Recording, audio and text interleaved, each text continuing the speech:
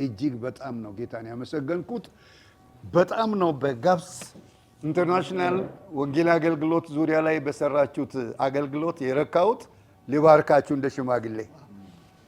እግዚአብሔር ሙሴን ለረጅም ዘመን ካገለገለ በኋላ ሕዝቤን ባርክ ብሎ ለበረከት አገልግሎት የመጨረሻ መልእክት ነው የሰጠው። ባርኮ ሕዝቤን እንዲህ ብለህ ባርኮ አለ እና እኔም እባርካችኋለሁ። ልዑል እግዚአብሔር አምላክ በዚች የመጨረሻ ዘመን ላይ ባለችው ቤተክርስቲያን እንድትነቃቃ በቤተክርስቲያን ውስጥ ለረጅም ዘመናት ያገለገሉ አባቶች እንደገና እንዳይቆዝሙ እንዳያዝኑ አቅም በፈቀደ መጠን እያንዳንዱ ቦታና በእያንዳንዱ ስፍራ ሁሉም ባደርሱ እንኳን እየደረሳችሁ ላላችሁት አገልግሎት በእውነት ነው የምላችሁ ጌታ ደስ ብሎታል። እናንተን እግዚአብሔር አብስቶ ይባርካችሁ።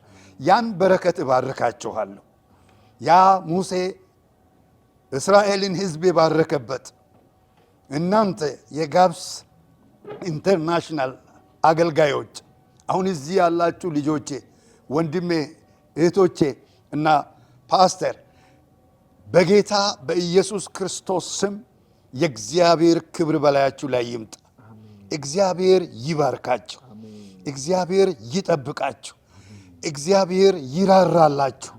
እግዚአብሔር ፊቱን ወደ እናንተ ይመልስ፣ ሰላሙንም ይስጣችሁ።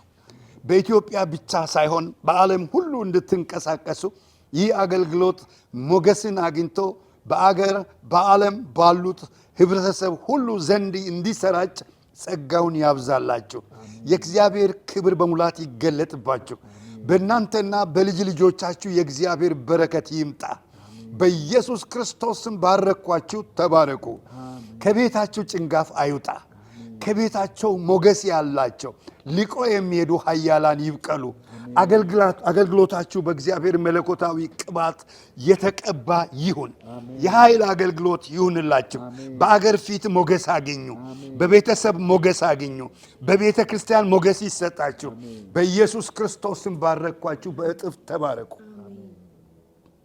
እግዚአብሔር ይባርክ።